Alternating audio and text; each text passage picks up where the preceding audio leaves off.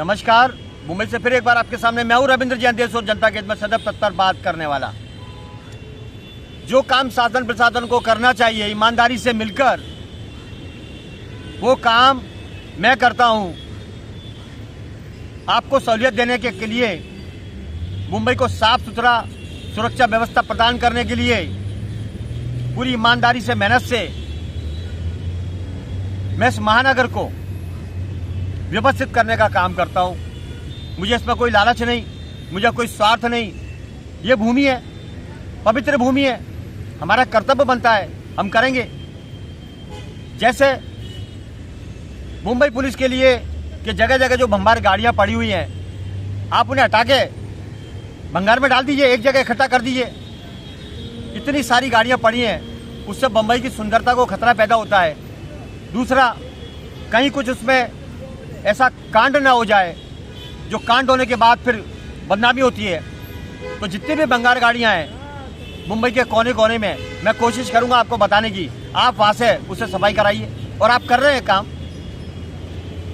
मैं चाहता हूं मुंबई पुलिस का नाम कभी खराब ना हो, क्योंकि मैं ऐसे ऐसे अधिकारियों को जानता हूं जो बहुत गजब का काम करते हैं, बहुत जबरदस्त काम करते हैं, रात दिन एक कर देते हैं, नींदें उनकी हराम हो जाती है, फिर भी अपने देश को बचाने के लिए, मुंबई को सेव करने के लिए वो लगे रहते हैं। लेकिन मैं आपसे एक बात और बोल देना चाहता हूं, हर जगह कुछ टिप देने वाले लोग बैठे रहते हैं, हर जगह टिप देने वाले लोग बैठे रहते हैं। ये शासन प्रशासन में हर जगह टिपर होते हैं, टिपर। अच्छे लोगों का नाम खराब करने के लिए ये इस तरीके की हरकत करते हैं, उन्हें टिप दे देते हैं सामने वाले को, वसूलीबाजों को, जो गलत काम करते हैं कि साहब आज छापा डालने वाले हैं, आज इंक्वायरी होने वाली है, आप भग जाओ। ये हकीकत बता रहे हैं हम आपको। तो ये बीमारी सब जगह फैली हुई है, इसीलिए चौक चौबंद रहिए। मैं ये विनती करता हूँ आपसे, हर अच्छे अधिकारी को चौक चौबंद रहना जरूरी है। कोई भी काम निकलते समय आप बिल्कुल सीक्रेट रखिए, बिल्कुल व्यवस्थित रखिए, और किसी को कुछ पता ना लगे कि आप कहाँ जा रहे हैं। आप बजाय अपने रेगुलर गाड़ी के टैक्सी में जाइए, अकेले जाइए, किसी विश्वास पात्र को लेके जाइए। मुंबई में करप्शन चरम पर है, लेकिन कागज पर दिखाई नहीं देगा, पेपर की हेडलाइन नहीं बनेगी।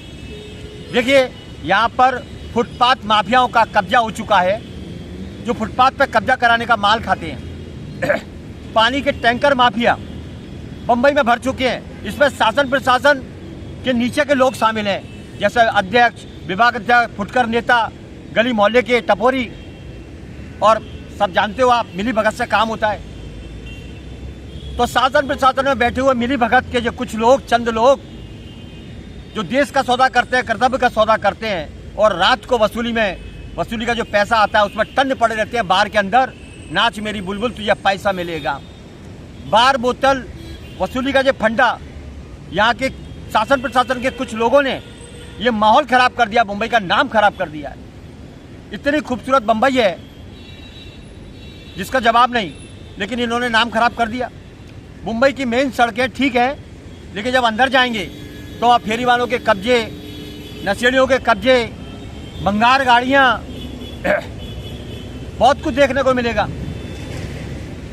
तो मेरा निवेदन है मुंबई हाई कोर्ट से, क्या आपके आदेश का पालन यहाँ नहीं होता है?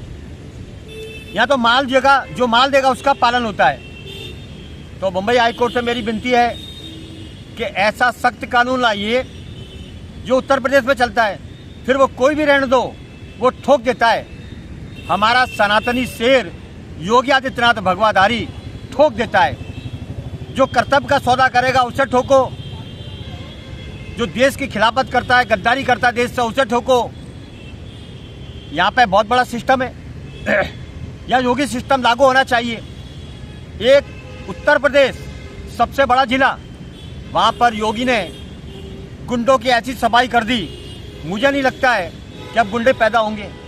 वहाँ गुंडे पैदा होते थे घर घर में, हर दुकानों में सामान बिकता है परचूने का, वैसे वहाँ गुंडे बिकते थे, गुंडे। देखिए, सफाई कर दी। एक सीएम का कर्तव्य निभाया, सनातन धर्म का कर्तव्य निभाया, देश को बचाया, अपने शहर को बचाया, और भारत की संस्कृति में एक इतिहास लिख दिया। कुंभ का मेला चालू है। पूरी दुनिया हैरान है। इस योगी बाबा ने, भगवाधारी ने इतिहास रच दिया। और अभी जो आपने खबरें देखी होंगी, भगदड़ मची है, ये विपक्ष में बैठे हुए लुटेरे जो 1947 के बाद से वह शासन करते आ रहे हैं, लूटते आ रहे हैं उत्तर प्रदेश को, ये उनकी साजिश है। मैं गारंटी के साथ बोलता हूं कि योगी बाबा का जो सिस्टम है वो बहुत मजबूत है, लेकिन जो उनके विपक्ष के लोग हैं जिन्हें ये सफलता पच नहीं रही है, ये उन गद्दारों का काम है। तो योगी बाबा से मेरी विनती है, शासन प्रशासन में कोई भी बैठे हो, आपके लोग मंत्रिमंडल में बैठे हो, आप छोड़ना मत, क्योंकि ये देश का सवाल है। मंत्री होने दो, नेता होने दो, सीधा टारगेट करो, ठोक दो, क्योंकि ये भी गुंडे हैं। गुंडे मवाली जो देश से गद्दारी करते हैं, उन्हें ठोको, कानून के तहत ठोका जाएगा। वो चाहे नेता हो, अब नेता हो, शासन प्रशासन में बैठा हुआ कोई भी व्यक्ति रहने दो, देश से गद्दारी मतलब ठोक दो। हमारे देश की आर्मी भी यही करती है। देश के ऊपर अगर कोई अटैक करता है तो उसे ठोक देती है, वो इंतजार नहीं करेंगे बस। तो देश के अंदर की सुरक्षा जो सीएम योगी आदित्यनाथ बाबा ने जो व्यवस्था संभाली है, पूरे हिंदुस्तान नहीं पूरी दुनिया में नाम कर लिया अपना कि वास्तव में दमदार, असरदार, जोरदार सरदार है एक भारत के उत्तर प्रदेश के अंदर। तो मैं विनती करता हूं महाराष्ट्र के अंदर, महाराष्ट्र के सीएम से विनती करता हूं, हाथ जोड़ के, कितनी बार हाथ जोड़ूं कि यहां का शासन प्रशासन में बैठे हुए चंद लोग वसूलीबाज जो अपने कर्तव्य का सौदा करते हैं खुलेआम, आप जरा पीछे लग जाइए, पीछे लग जाए। आपके पास एजेंसी है, जल थल वायु, बहुत सारे लोग हैं आपके पास। मेरे पास तो कोई पावर है नहीं, इतना पैसा है नहीं, सुविधाएं है नहीं, घर भी छोटा सा है मेरा। आखिर मेरे अंदर देशभक्ति है तो आपके पास तो पावर है। आपको लोग इस उम्मीद से देखते हैं कि योगी स्टाइल में देवेंद्र फडणवीस जी जोरदार काम करेंगे और बंबई के अंदर, महाराष्ट्र के अंदर एक ऐसा इतिहास लिखेंगे कि करप्शन करने वाले, मिलावट करने वाले, वसूलीबाज, उनकी आत्माएं निकलने को तरसेगी कि जल्दी से ऊपर पहुंच जाए तो अच्छा है, यमराज आ जाए तो अच्छा है।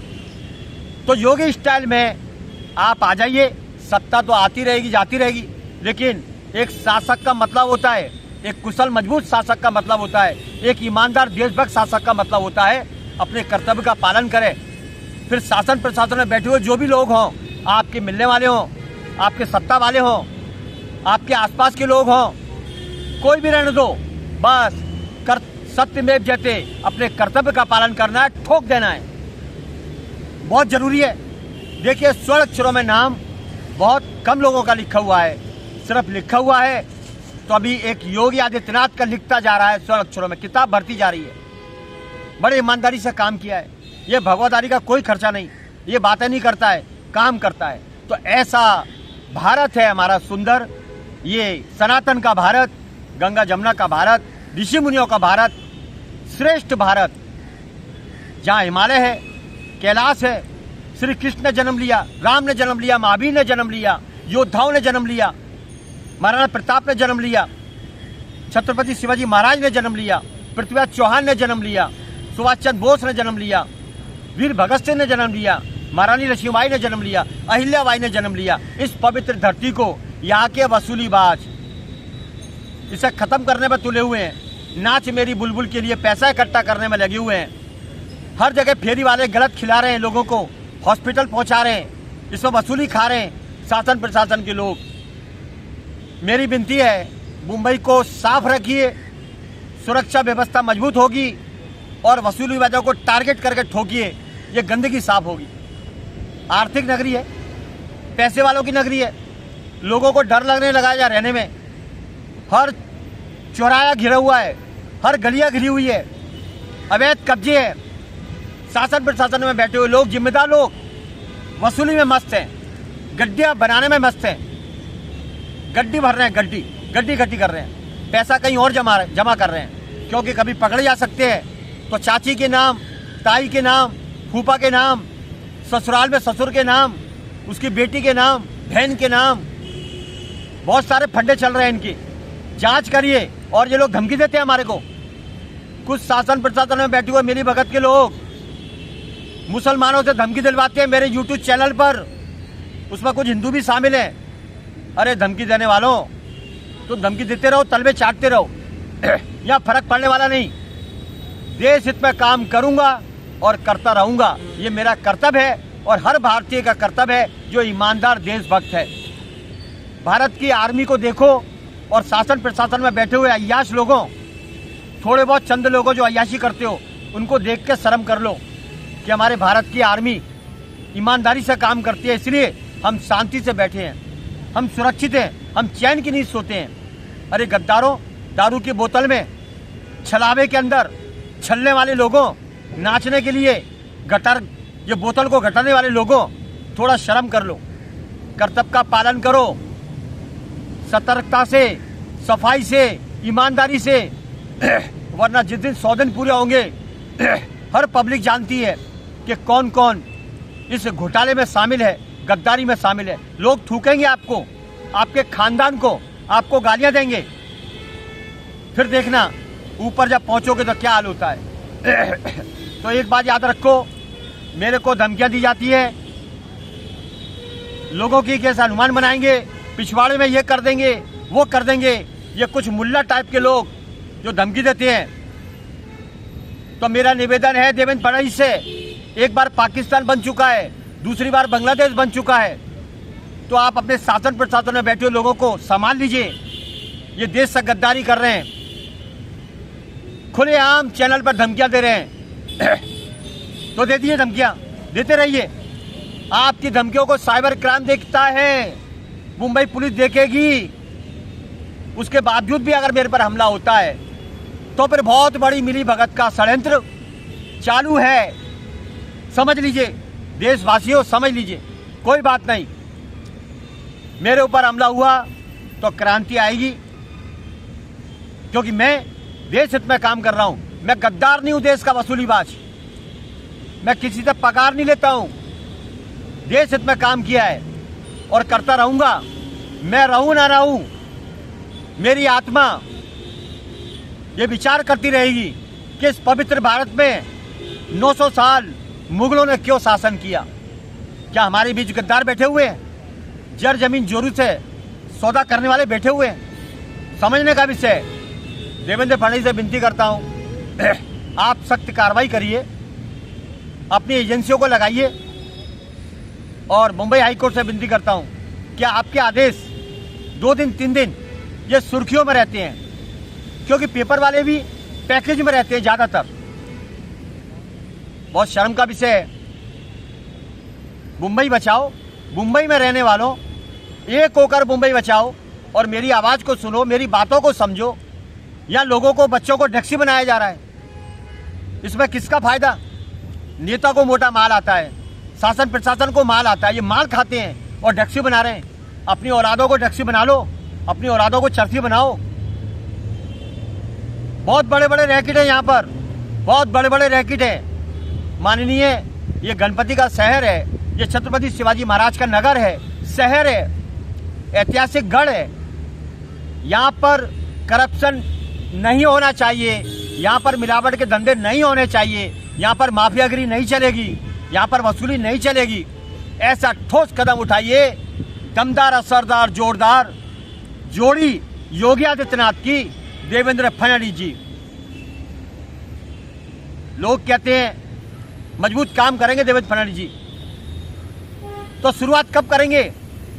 कर दीजिए, इंतजार मत करिए, शुरुआत करिए, ठोकिए वसूलीबाजों को। हर डिपार्टमेंट में जाइए, घुसिए, जो काम नहीं करता उसे नौकरी से बाहर निकालिए और जांच करिए। कितना माल बनाया, कितने रिश्तेदारों में माल जमा कराया, काम करिए। और विनती करता हूँ, एक आखिरी विनती है मुंबई हाईकोर्ट से और देवेंद्र फडणवीस से कि छत्रपति शिवाजी महाराज टर्मिनल का जो पोस्ट ऑफिस है, वहाँ के पूरे फुटपाथ या अवैध फेरी वालों ने घेर रखे हैं। और डीसीपी ऑफिस जोन 2 पास में, डीसीपी ऑफिस पास में, उसके बावजूद भी टोल पार्किंग वाले गाड़ियां उठा रहे हैं और फुटपाथ पर कब्जे हैं, उनसे हफ्ता खा रहे हैं। तो किसकी मिलीभगत है, किसके साइन है इनको बैठाने में? और बिजली चोरियां, गलत काम, पानी चोरियां, ये सब शासन प्रशासन में बैठे हुए चंद वसूलीबाज अड्डे के लिए, बोतल के लिए ये मिलके करवाते हैं। तो बड़ा post office Chhatrapati Shivaji Maharaj terminal के बाहर निकलते ही वहाँ कब्जा है फेरी वालों का, मोटी वसूली आती है। और वहाँ जब बाहर निकलेंगे तो कोई भी फुटपाथ पे ना तो ग्रेनाइट लगा है ना मार्बल लगा है, लेकिन क्लीनअप मार्शल झुंड के झुंड खड़े हुआ वसूली करने के लिए। इन ठेकेदारों की जांच हो और वसूलीबाज क्लीनअप मार्शलों को पकड़ा जाए, जांच बैठाई जाए, क्योंकि वहां पर गड्ढे, ऑलरेडी गंदगी, सड़कें टूटी हुई, तो वसूली किस बात की। मुंबई को साफ रखिए। छत्रपति शिवाजी महाराज के बाहर, टर्मिनल के बाहर आप ग्रेनाइट लगाइए, उसका पैसा खा जाते हैं ये लोग। छत्रपति शिवाजी महाराज टर्मिनल एक विश्व धरोहर है, उसका भी पैसा खा जाते हैं। खाने का काम मैं दिल्ली से निवेदन करता हूं, महाराष्ट्र के देवेंद्र फडणवीस से निवेदन करता हूं और मुंबई हाई कोर्ट से निवेदन करता हूं कि छत्रपति शिवाजी महाराज टर्मिनल की सुंदरता को, जो उसका पैसा आता है, जो खाने वालों को ठोक दिया जाए, योगी स्टाइल में इनको रोका जाए। ये गंभीर समस्या है। पहले ग्रेनाइट लगाइए छत्रपति शिवाजी महाराज टर्मिनल के बाहर। ये फेरी वाले गंदगी फैलाते हैं, क्लीनअप मार्शल लोगों को लूट रहे हैं, जनता को कोई सुविधा है नहीं, बस स्टॉप पे कब्जे, फुटपाथ पे कब्जे। आखिर क्या चलता है, पब्लिक को हैरान किया जाता है। पहले कोरोना आया, उसमें लोगों को निपटा दिया, अब एक नई बीमारी आ गई है, तो देखिए कितनी चिंता है सरकार को, लोगों को, पेपर वालों को। अरे बीमारी आ गई, बीमारी आ गई, बीमारी आ गई। लोगों को डराना बंद कर दो। आप जनता की सुविधा नहीं दे सकते हो, जनता को, जनता के लिए कुछ है नहीं, और ये ड्रामेबाजी करते हो आप। ये बीमारी आ गई, वो बीमारी आ गई, जनता तो ऑलरेडी तकलीफ में जूझ रही है और आप उसको परेशान करते हो, हॉस्पिटल में दौड़ाने का काम करते हो, लोगों को डर बैठाने का काम करते हो। ये देश हित में काम नहीं, देश से गद्दारी का काम है। मेरी विनती है उन देशभक्तों से, मेरे साथ आइए और करप्शन के खिलाफ, वसूलीबाजों के खिलाफ, चाहे वो वकील हो, वो कोई भी देशभक्त हो, अपने अपने माध्यम से मेरे आगे मत आइए, मेरे पीछे रहिए, लेकिन मेरी आवाज़ को सपोर्ट करिए। क्यों कि यहाँ का सिस्टम कुछ अलग है। जब तक 25-50 लोग नहीं होंगे, यहाँ सुनवाई नहीं होती है। मैं चिल्लाता रहूँगा, बोलता रहूँगा, कोई फायदा नहीं। देखिए, जब मैं चिल्ला रहा हूँ, बोल रहा हूँ रोज, जब मेरी सुनवाई नहीं है, तो मुंबई हाई कोर्ट, एक मुंबई हाई कोर्ट जज साहब हैं, वो रोज डंडा चला रहे हैं शासन प्रशासन के ऊपर कि पब्लिक के फुटपाथ खाली कराए जाएं, जनता की सुविधा के लिए है, ड्रग्स माफियाओं को पकड़ा जाए। ये देश के लिए खतरनाक सब्जेक्ट है, उसके बावजूद भी 2 दिन कार्रवाई होती। क्यों? मिलीभगत। वो कोर्ट की नहीं सुनते हैं मिलीभगत करने वाले, तो हमारा क्या सुनेंगे? हमें तो कभी भी ठोक देंगे। तो भारत की जनता को एक होना पड़ेगा और ये शासन प्रशासन में फैली हुई गंदगी को साफ करने के लिए देशभक्त का जुनून जमीन पर लाना पड़ेगा। जय हिंद। फिर आऊंगा नए विषय के साथ। मैं हूं रविंद्र जैन, मुंबई से।